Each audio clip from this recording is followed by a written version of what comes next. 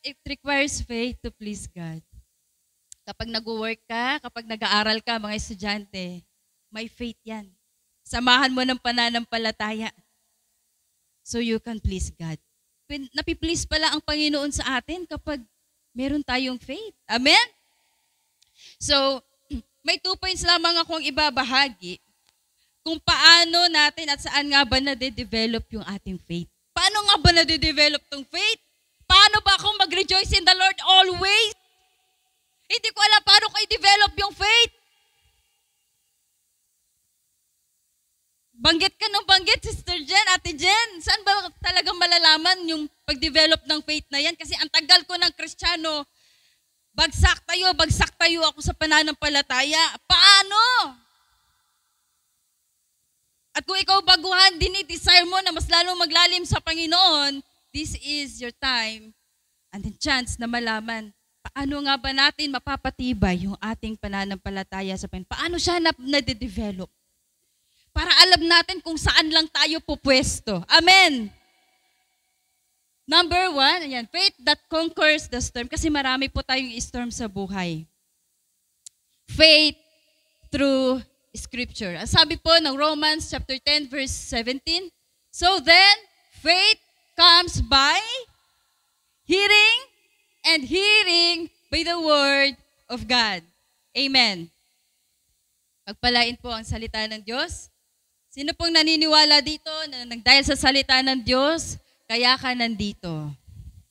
Amen? Kaya ka nag-i-stay sa iyong faith, kaya ka nag-i-stay sa life group, kasi dahil sa salita ng Diyos. Amen? At ito po yung dahilan kung bakit napakahalaga po ng church. Why? Nade-develop yung ating pananampalataya sa pamamagitan po ng salita ng Diyos.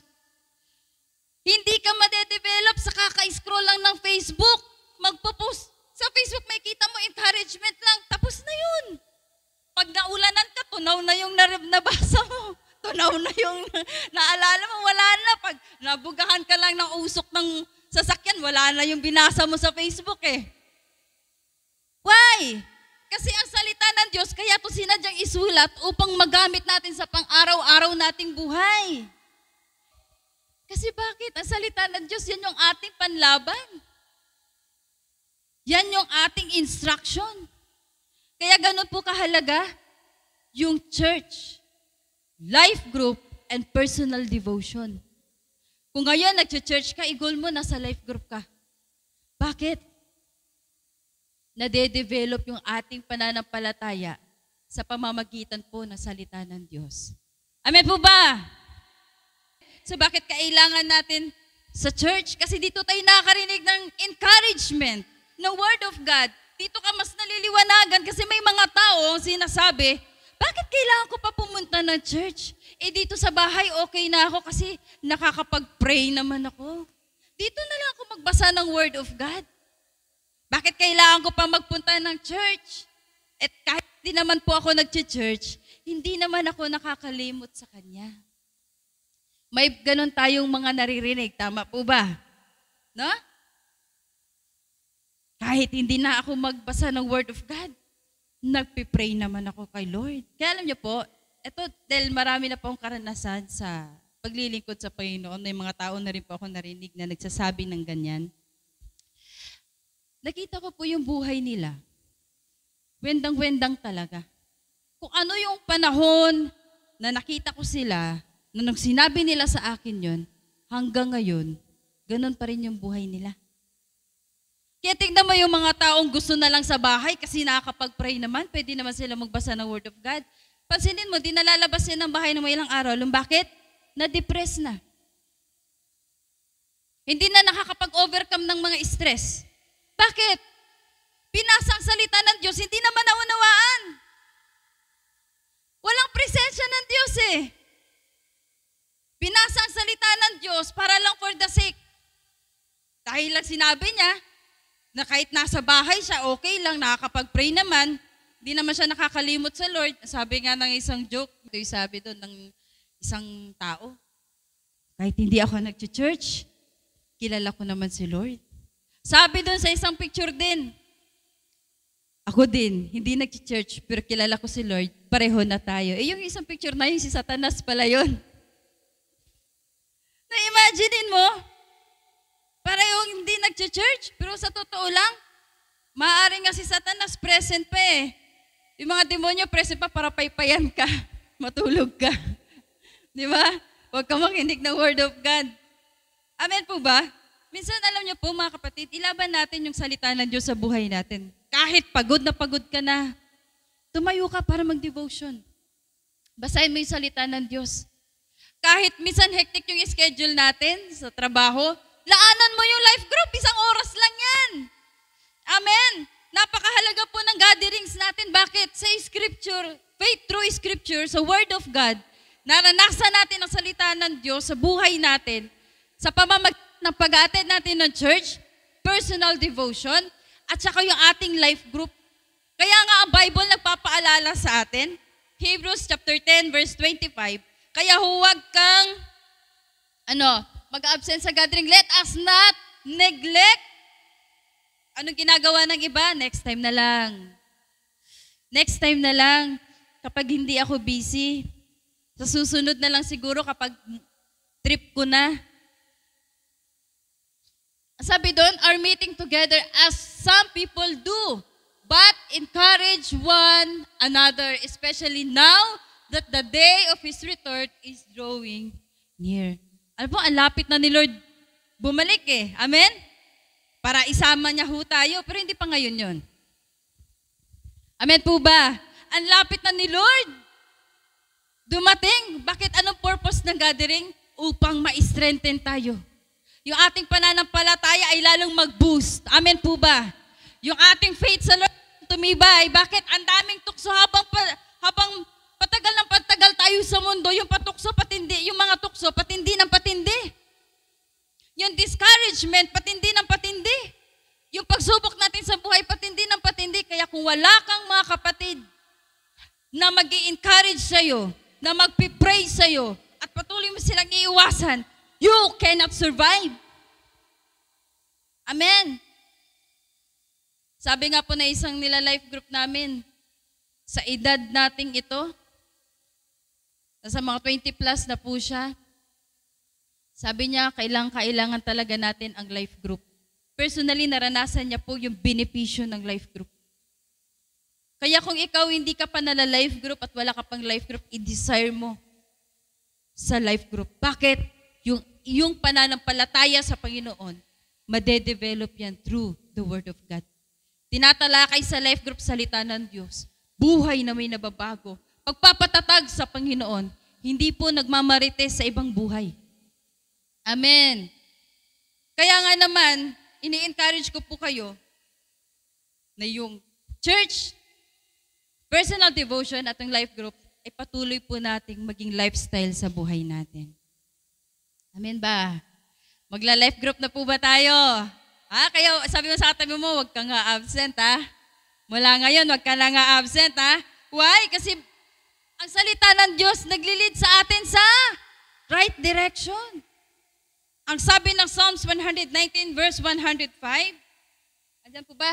Your word is a lamp to guide my feet and a light to my path. Alam niyo po yung lamp?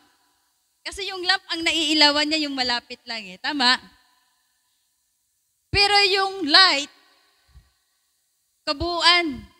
Yung lampara, kung ano lang yung kaya niya, dahil maliit lang naman siya, yun lang talaga. Yung kaya niyang isakop. So kung nearsighted ka, kung nagpapasimula ka pa lang sa paglakad mo sa Panginoon, ang salita ng Diyos kaagapay mo. At habang nag-grow ka, nagmamature ka sa pananampalataya mo sa Panginoon, nagiging ilaw na talaga siya sa'yo. Kaya pansinin mo ang mga Kristiyano, ibang-iba sa buhay ng iba. Paano ko po nasasabi? Meron talagang direksyon. Yung mga taong natataniman na ng salita ng Diyos, nag-iiba na talaga yung buhay. Naniniwala po ba kayo? Napakalinaw ng direksyon ng buhay ng isang mananampalataya na talagang bumaon sa kanya ang salita ng Diyos. Alam niyo po ba kung bakit? Kasi kung siya Kapag papunta na siya doon sa pagliko ng daan, malalaman niya, hindi na ito yung tamang direksyon ng buhay ko. Babalik ako sa presensya ng Diyos. Kapag napapalis ka ng landas, ang iisipin ng taong nataniman na ng salita ng Diyos, babalik ako kay Jesus, babalik ako sa presensya ng Diyos. Hindi ito yung buhay na destiny ko. Hindi ito yung buhay na dinisenyo ng Diyos sa akin. Babalik ako sa aking Creator. Babalik ako sa aking Diyos. Sa presensya ng Diyos. Amen po ba? Kung dati, pansin po natin ng mga bagong Kristiyano, kung dati palamura ka, ngayon, konti na lang. Di ba? At least nabawasan. No? Kung palamura yan, walang salita ng hindi mura. Di ba? Ngayon, konti na lang. Di ba? Kung dati sinungaling yan, ngayon nagsasabi na ng totoo yan kahit mapagalitan pa. Amen ba? Yung mga dating sinungaling. Amen? Di ba? Hindi na yan Hindi na yan gagawa ng ikakasakit ng kapwa niya. Bakit nalaman niya ang Panginoon ay pag-ibig?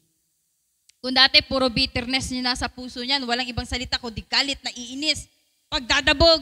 Ngayon, pagpapatawad na. Bakit? Naranasan niya God is love. Nalaman niya God is love. At ang Diyos ay nagpapatawad. At kung hindi siya magpatawad, hindi siya patatawarin ng Diyos. Minsan may konsepto tayo, bakit ako magpapatawad? Hindi naman ako Diyos. Eh di hinigatan mo si Lord. Amen. Eh di hinigitan mo si Lord. Kung si Lord nga nagpapatawad sa anumang karumihan natin, tapos hindi tayo magpapatawad. Kapag hindi natin alam ang salita ng Diyos, ang iniisip lang natin, hindi ka magpapatawad. Kung hindi natin sisikapan sa buhay natin na bumao ng salita ng Diyos, hindi natin makikita the next level ng buhay nating pananampalataya. Amen? Ano po, ang konsepto kasi natin pagdating sa forgiveness, hihintayin ko kung kailan talaga. Sa totoo lang, ang hirap. Mahirap talaga.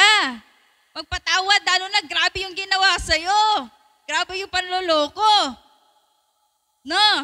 Grabe yung pang-cheat sa'yo. Ano ba yan? No?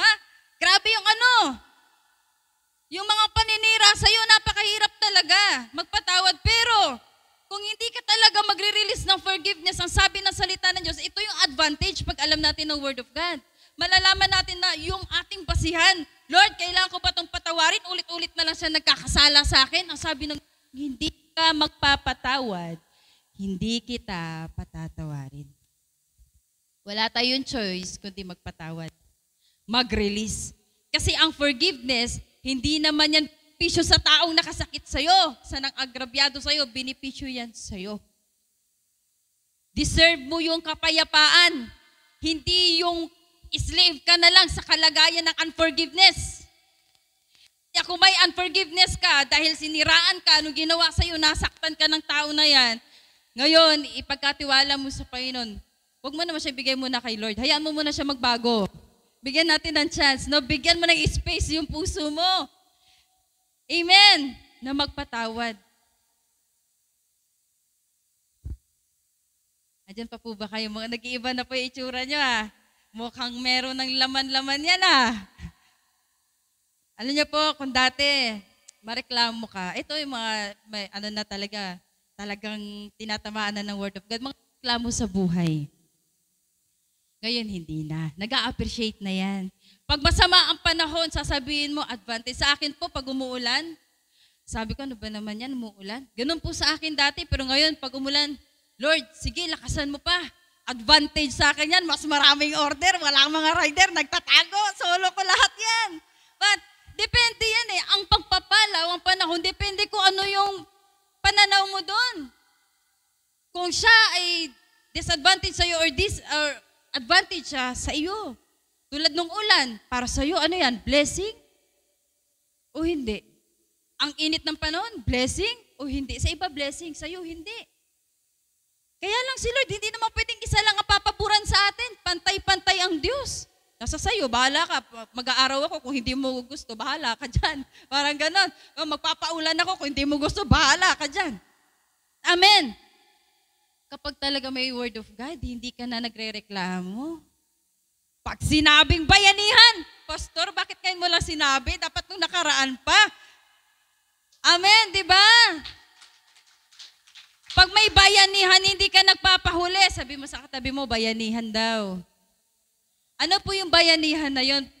Pagdating sa ministry, pagdating sa, alam mo yun, sa gawain ng Panginoon, hindi ka nagrereklamo. Ibang galak po yung maranasan natin. Pag may salita ng Diyos yung reklamo, hindi mo yung nakikita yung hardship. Hindi yun ang makikita mo bagkus yung reward mo sa Lord, yung work mo sa Lord. Kapag nagpa-follow up ka, hindi yung paglalakad mo ng malayo yung nakikita mo, kundi yung pagsama ng Lord sa'yo. Yung result na makita mo, yung kaluluwa lumalago sa Panginoon. Amen. Kasi bakit nakita mo yung advantage ng Word of God? Kung dati tamad ka, di ba? Nang dahil sa salita ng Diyos, sumisipag ka na. Dati wala kang pangarap, ngayon nagkakaroon ka na ng goal. Sumisipag ka na, gumigising ka na ng maaga. Bakit? May nangarap ka na eh. Nagkaroon ka na ng pangarap dahil sa Panginoong Hesus. Amen?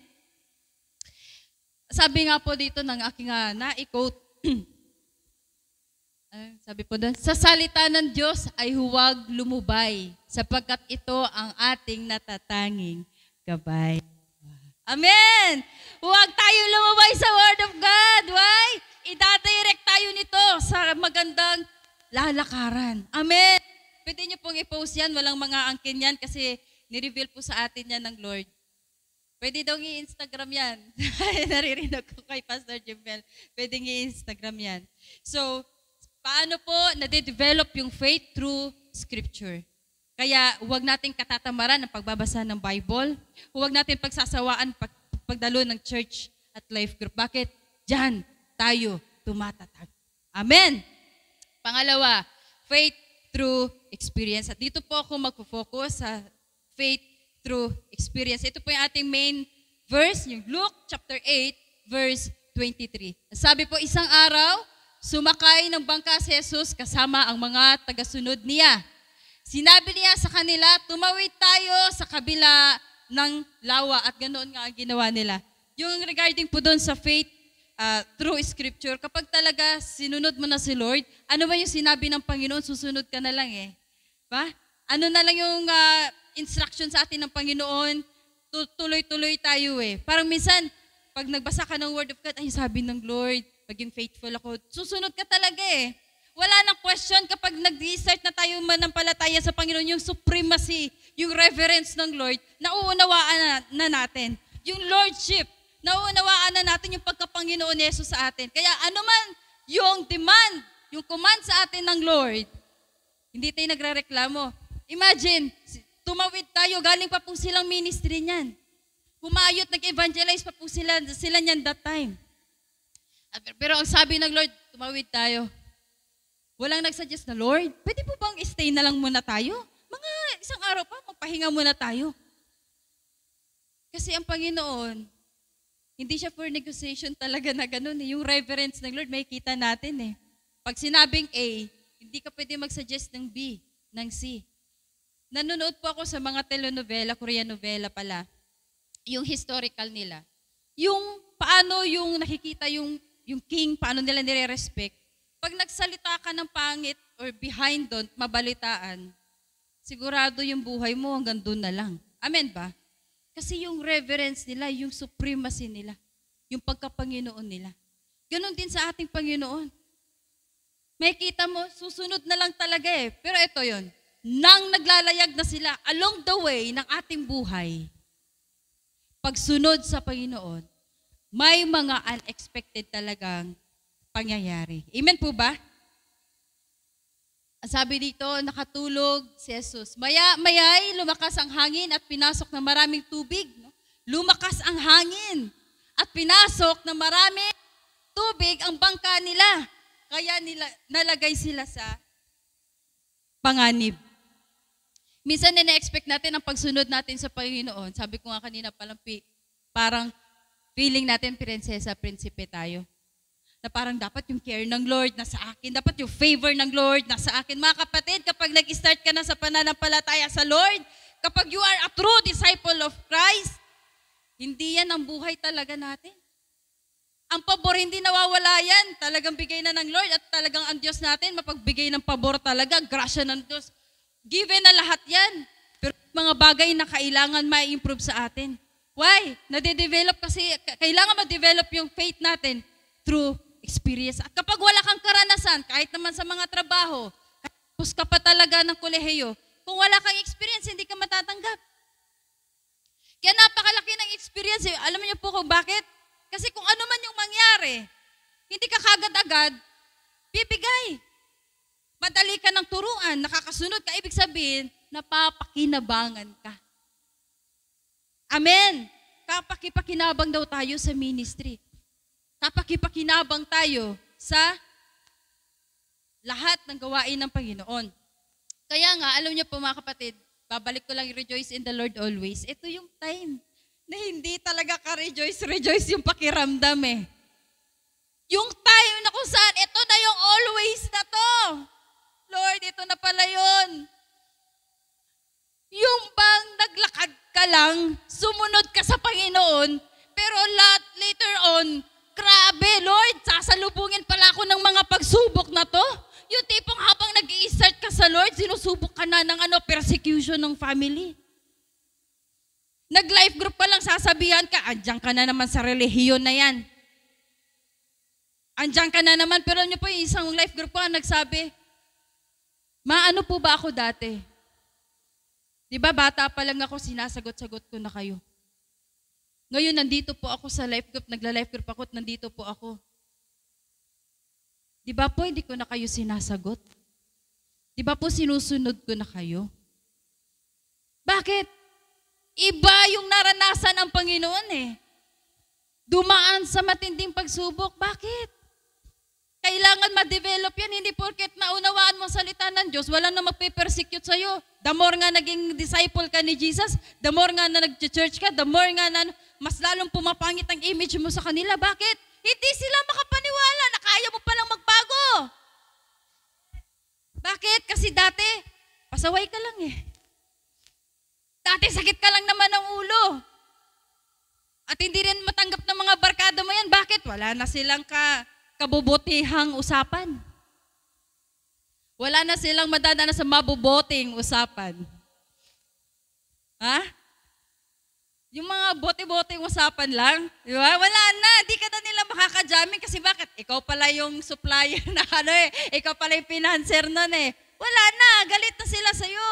Sasabihin niya, nag-dahil dyan sa kaka-born again mo, nag-dahil dyan sa kaka-church mo. Nag-iba ka na, naging mapagmalaki ka na. Alam niyo po mga kapatid, talagang nadadaanan talaga natin yan.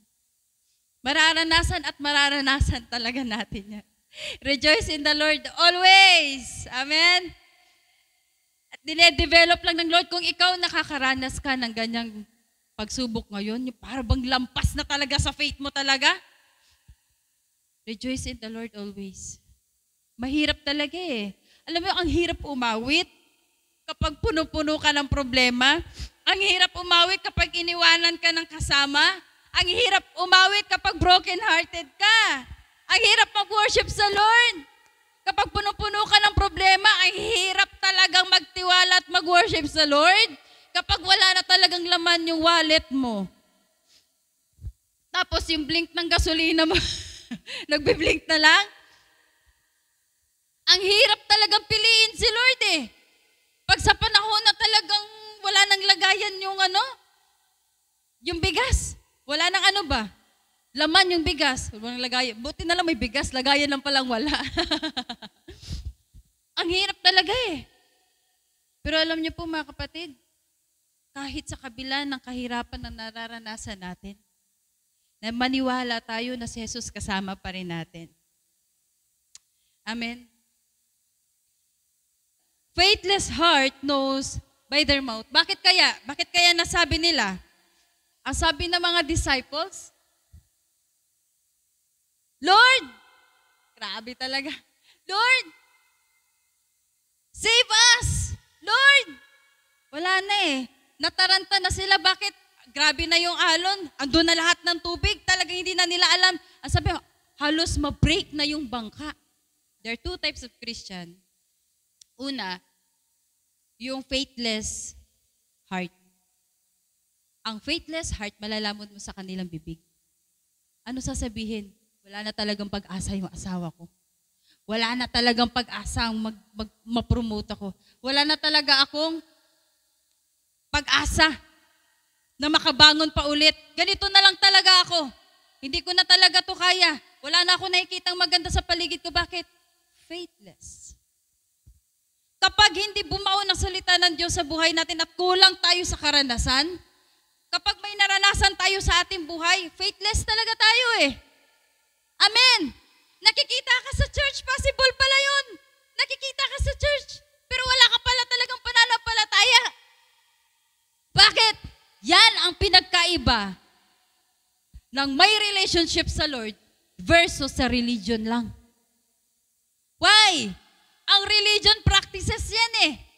Mag-church ka, magsisay hi, hello ka, may kinig ka ng word of God, tapos na.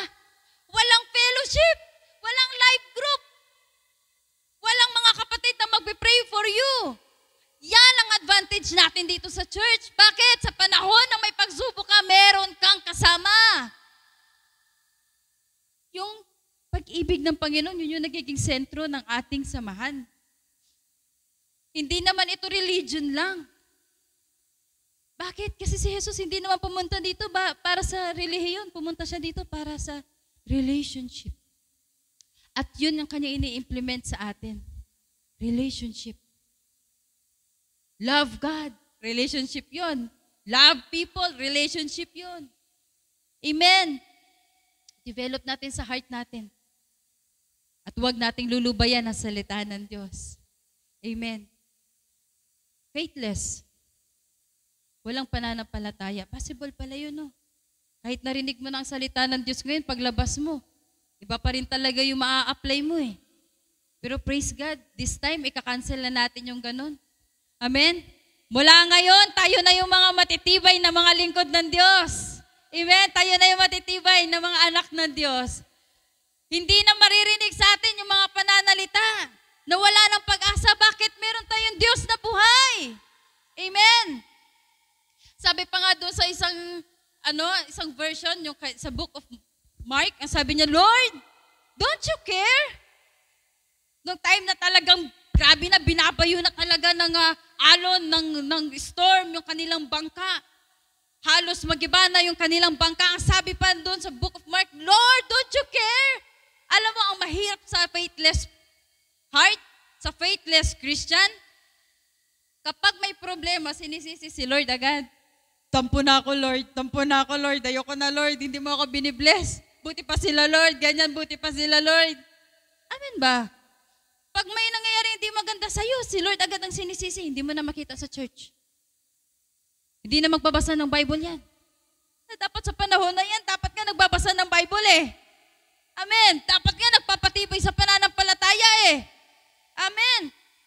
Di ba minsan sinasabi natin, walang Diyos. O, yan na. Wala na talagang Diyos. Kaya pala hindi ka nakasurvive. Wala kang Diyos sa buhay. Di ba? Malalaman mo sa bibig. Sabi nga ng Word of God, out of the abundance of the heart, the mouth speak. Anong laman ng puso mo? Malalaman mo may pananampalataya yung tao na yun, malalaman mo sa kanyang pananalita.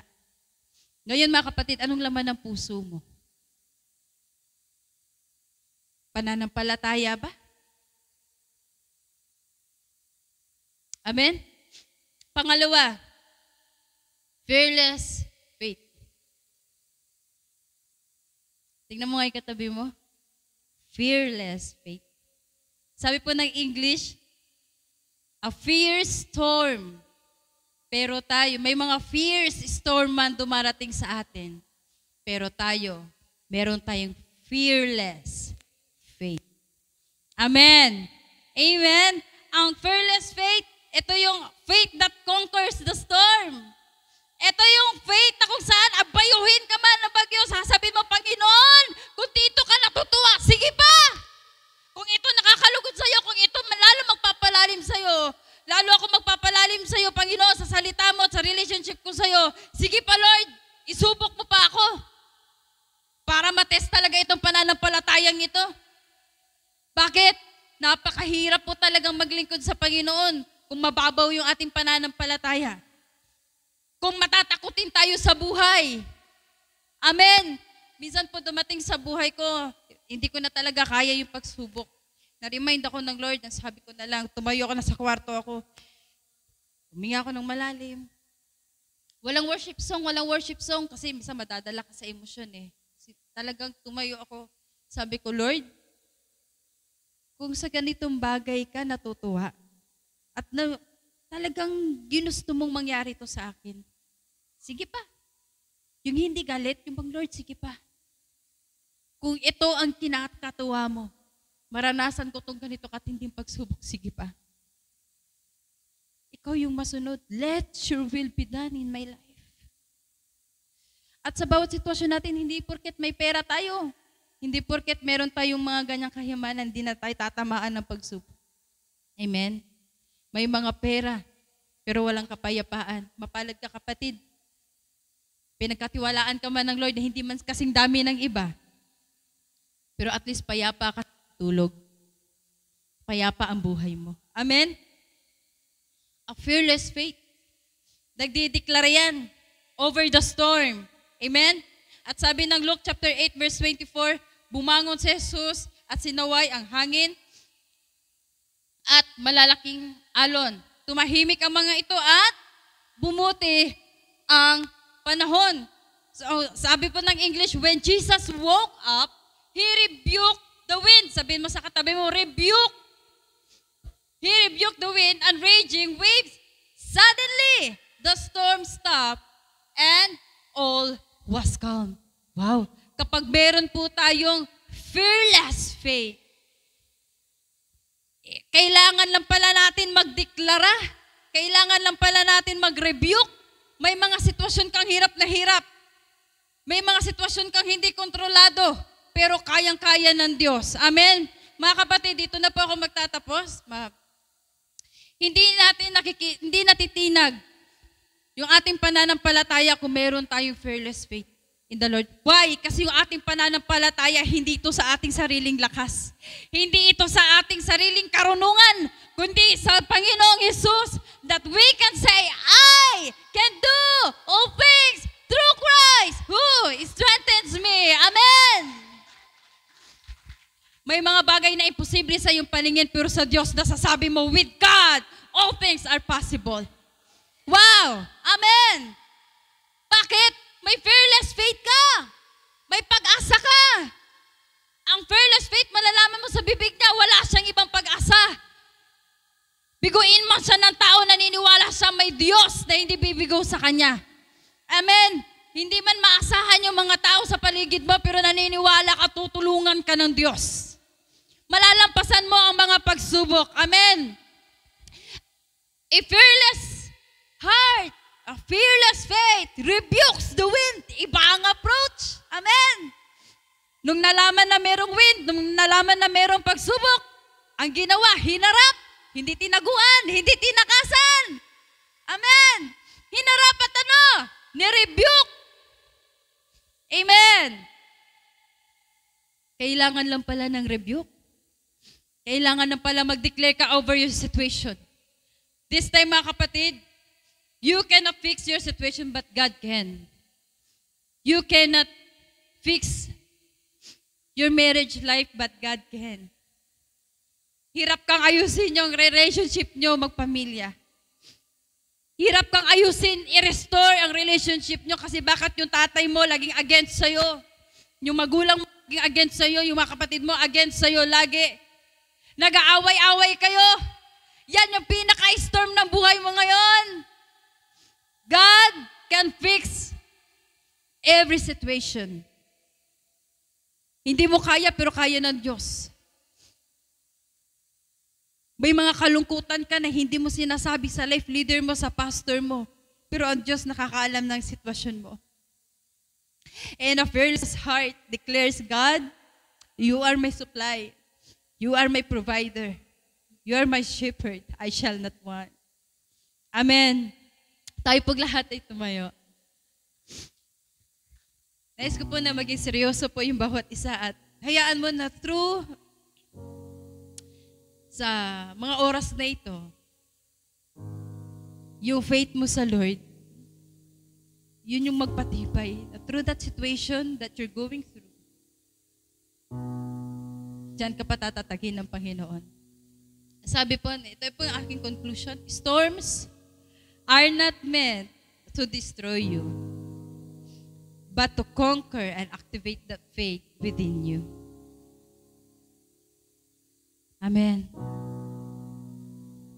Ang storms daw po, ang mga pagsubok sa buhay, hindi sila hinayaan upang i-destroy ka, kundi upang i-conquer mo, i-activate yung faith na natatago sa puso mo. May Jesus ka, kaya mo yan. Amen. You cannot fix that illness. Kahit anong gamot na tinitake mo, hindi ka pa rin gumagaling.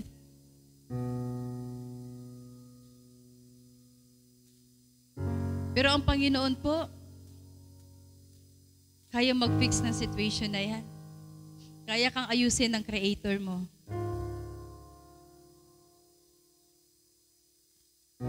You cannot fix your marriage life.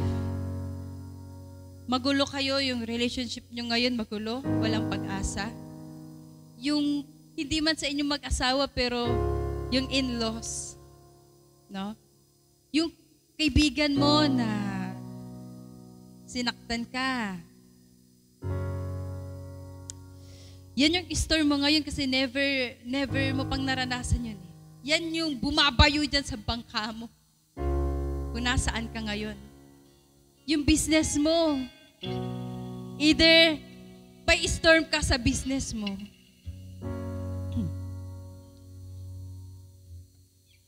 Hindi mo alam kung saan ka kukuha ng puhunan. Hindi mo alam pa mapapalago yung business mo. Pero kasi, pwede po bang pa-next yung isang slide? The one on my boat is all that matters. Yung nasa bangka ko, kung siya yung mahalaga sa akin. Yung mga disciple, kasama nila si Jesus sa bangka na yon. Dumating man yung pagsubok, pero hindi sila nalunod. Dumating man yung pagsubok, pero nung tinawag nila si Jesus, agad-agad, immediately, si Jesus tumayo. Sinaway ang hangin, sinaway ang storm. And suddenly, nagkalmado lahat. Amen. My question is, who is on your boat? Yan ba yung unforgiveness? Lulubog ka talaga dyan? Yan ba yung pride? Siya ba yung kasama mo sa boat mo? Lulubog ka talaga dyan. Hindi ka may pagtatanggol niyan. Yung mga worries ba na yan, yung kasama mo sa boat? Hindi ka talaga may pagtatanggol niyan. Ilulubog ka niyan, yan yung mga nagpapabigat sa boat mo. But this time, yung mga taong willing na si Jesus ang maging kasama nila sa boat nila, pwede magtaas ng kamay. Yung mga gusto lang na si Jesus lang talaga yung ano nila, walang sapilitan. Kung ayaw mo, don't raise your hands. Pero yung mga magtataas ng kamay, yan yung puntahan ni Jesus sa boat nila. Mag-i-stay yan sa boat. Magpapakalma ng storm. Question is, who is on your boat? Pwede bang yung old passenger mo sa boat, pwede bang sila na lang yung itapon mo para gumaan yung boat mo? At si Jesus naman yung i-welcome mo. So that yung storms, anumang dumating, hindi ka mangangamba.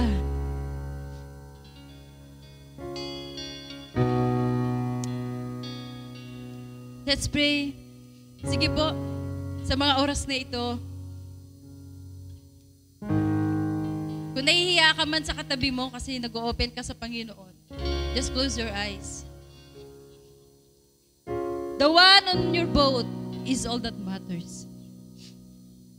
Siya yung higit na mahalaga. Hindi yung katabi mo. Hindi yung mga taong inaasahan mo. Hindi yung mga taong gusto mo. Because the one is on your boat that matters. At kung sa boat mo, meron kang kailangang ipaayos sa Diyos. May kailangan kang ipakalma sa Diyos. Sabihin mo, Panginoon,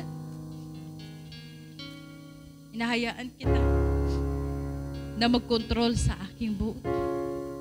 May mga bagay na hindi natin kontrolado pero kaya ng Diyos. With God, all things are possible.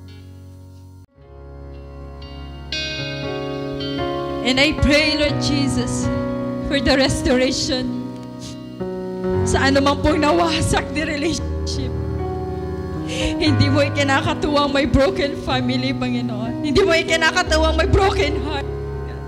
Naniniwala kami na bubuuhin mo, Panginoon, anumang po yung nawasak, Panginoon, sa aming buhay. Bilang ikaw ang aming kasama sa laban na ito, O Diyos. Hindi kami mangangamba. Hindi na kami mangangamba, Lord, sapagkat ikaw ang aming kasama.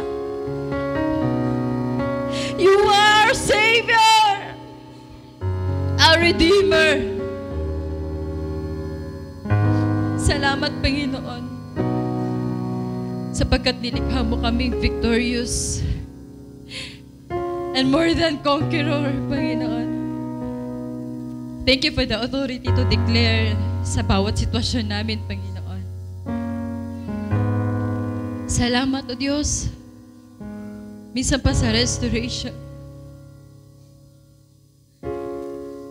sa pag-revive ng aming mga pananampalataya. Salamat, binuhay niyo po ito muli sa aming puso. At yung itong mga bagay na ito, hindi po namin pagtataguan, tatalikuran, bagkus haharapin po namin, Panginoon. Because we know, lumalaban kami, nakasama ka.